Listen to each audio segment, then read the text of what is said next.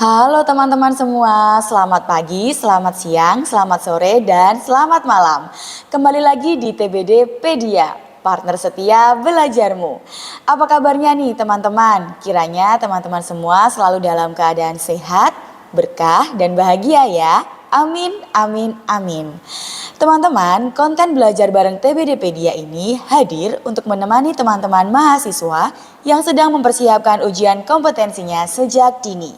Dan juga untuk membersamai teman-teman teknisi pelayanan darah yang akan tes bidang untuk ujian CPNS maupun P3K. Seperti slogan TBDpedia, partner setia belajarmu. Kami hadir pada hari Senin, Rabu, Jumat atau 3 kali dalam seminggu loh. Dan tidak terasa ya bahwa hari ini kita masuk ke episode 24.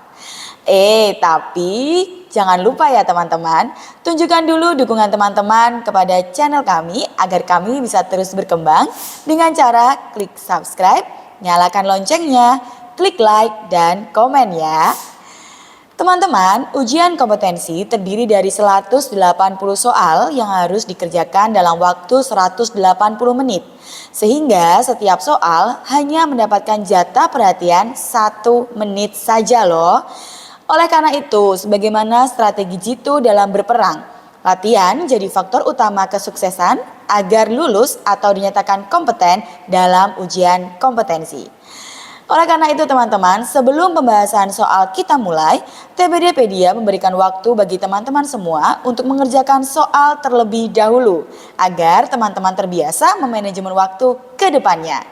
Oke, kalau begitu teman-teman, jangan skip ya setiap soal yang ada. Siapkan diri teman-teman, stop bengong-bengong, dan silakan kerjakan ketiga soal berikut ini.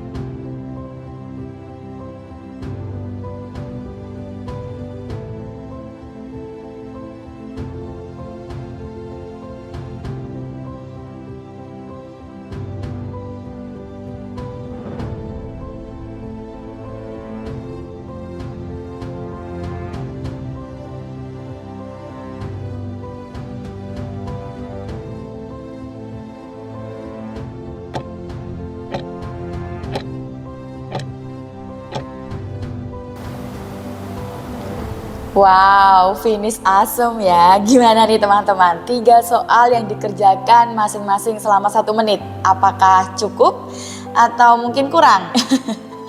Oke, kita lanjut ya teman-teman. Kita masuk ke pembahasan soal nomor 1. Kita baca dulu ya soalnya. Seorang TPD bertugas melakukan pengujian kontaminasi bakteri setiap bulan. Salah satu komponen darah yang wajib diuji mutu adalah komponen trombosit pekat atau trombosit konsentrat gitu ya. Nah, berapa kantong TC yang harus diuji setiap bulan oleh TPD tersebut? Nah, ini ada 5 pilihan jawaban, yang A 5 kantong darah, B 6 kantong darah, C 4 kantong darah, D 7 kantong darah, atau yang E 3 kantong darah gitu ya teman-teman. Nah, sekarang kita masuk ke pembahasannya. Teman-teman, menurut peraturan pemerintah gitu ya dari Permenkes 91 tahun 2015 terkait dengan standar pelayanan transfusi darah terkait kontaminasi bakteri gitu ya. Di sini dikatakan bahwa pemeriksaan kontaminasi bakteri dilakukan sebagai bagian dari pengawasan mutu terhadap sesedikitnya 4 kantong darah untuk setiap jenis komponen darah setiap bulannya. Jadi yang diuji itu tidak hanya TC ya teman-teman, tapi ada juga whole blood dan juga PRC. Dan masing-masing kantong darah itu diuji sebanyak atau sesedikitnya atau minimalnya adalah 4 kantong darah setiap bulan. Jika hal tersebut tidak memungkinkan pemeriksaan kontaminasi, dilakukan sesedikitnya terhadap 4 kantong komponen trombosit pekat setiap bulannya gitu ya. Jadi hal ini disebabkan oleh karena komponen TC ya kita tahu bahwa komponen darah yang paling dapat mudah terkontaminasi oleh bakteri karena suhu penyimpanannya itu di suhu 22 kurang lebih 20 derajat Celcius, sehingga ini mampu untuk bisa menyebabkan bakteri itu tumbuh di lingkungan yang sama dengan suhu penyimpanan TC. Nah, kalau sudah sesuai dengan peraturan dan standar seperti ini, maka kalau dilihat dari kunci jawabannya atau dari pilihan jawabannya, maka jawabannya betul teman-teman. Jawabannya adalah C, 4 kantong darah yang harus dilakukan pengujian setiap bulannya. Gampang ya teman-teman? Bener dong ya, pasti ya. Oke, sekarang kita masuk ke soal pembahasan nomor 2. Nah, di sini meskipun soalnya seperti ini ya, meskipun UTD tempat saudara bekerja jumlah produksi komponen darahnya masih sedikit atau hanya sekitar 100 kantong per bulannya, tetapi uji mutu sudah dilakukan secara rutin setiap bulan. Uji kontaminasi bakteri dilakukan pada produk komponen apa saja gitu ya, ini pertanyaannya ya. Jadi ada satu kasus bahwa di suatu UTD tempat teman-teman bekerja mungkin saat ini atau di UTD yang lain sudah mendapatkan 100 kantong per bulan. Tapi bagusnya adalah meskipun masih sedikit pendapatan kantongnya, tetap dilakukan uji mutu gitu ya. Salah satu pengujian mutunya ya uji kontaminasi bakteri gitu ya. Nah, kita akan baca semua pilihan jawabannya. Yang A itu semua jenis produk WB dan PRC yang diuji kontaminasi bakteri. Yang B semua jenis produk whole blood, PRC dan TC. Kemudian yang C semua jenis produk whole blood, PRC dan FFP. Lalu yang D, semua jenis produk whole blood, TC dan FFP gitu ya. Kemudian yang E, semua jenis produk whole blood, PRC atau AHF. Nah, ini jawabannya apa nih teman-teman ya? Nah, ini menurut Permenkes juga nih, dari Permenkes 91 tahun 2015 terkait dengan pengujian kontaminasi bakteri, bahwa semua kantong darah begitu ya teman-teman yang harus dilakukan pengujian kontaminasi bakteri gitu ya. Dan harapannya hasilnya nanti tidak ada pertumbuhan sama sekali gitu ya. Kalau 1% ini merujuk ke sampling yang harus diambil gitu teman-teman. Jadi kalau dilihat dari pilihan jawabannya, maka jawaban yang paling tepat apa teman-teman? Yang semuanya gitu ya, semua komponen darah diuji kontaminasi bakteri ada.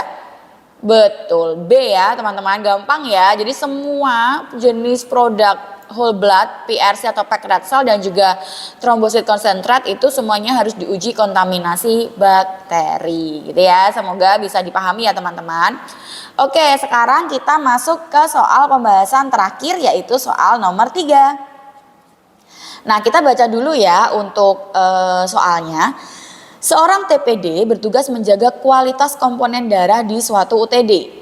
produk komponen darah itu sejumlah 310 kantong darah pada bulan lalu yang kemudian diuji terhadap kontaminasi bakteri ya. Jadi 310 kantong ini adalah hasil dari produk komponen darah bulan lalu atau bukan bulan saat ini ya. Kemudian mereka mau melakukan pengujian begitu.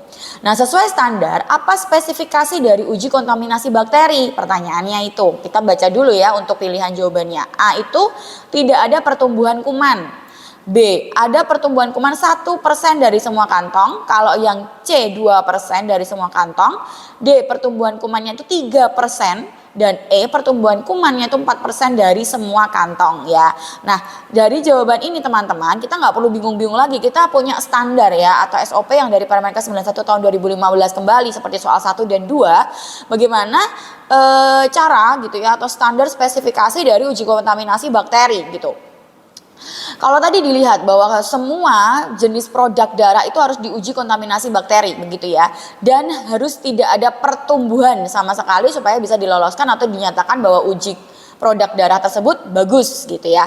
Nah, samplingnya, nah ini kalau dari Permenkes 91 tahun 2015, samplingnya itu hanya 1% dari semua kantong saja ya. Jadi kalau dilihat dari sini ya jelas jawabannya adalah B gitu ya teman-teman. Jadi tidak perlu bingung-bingung lagi, ini hanya based on Permenkes saja 91 tahun 2015 dan semoga pembahasan ketiga soal hari ini bisa memberi wawasan atau mengingatkan kembali begitu ya atau recalling teman-teman kembali terkait dengan teori-teori yang sudah ada dan sudah ditentukan oleh standar dari pemerintah kita. Begitu ya teman-teman.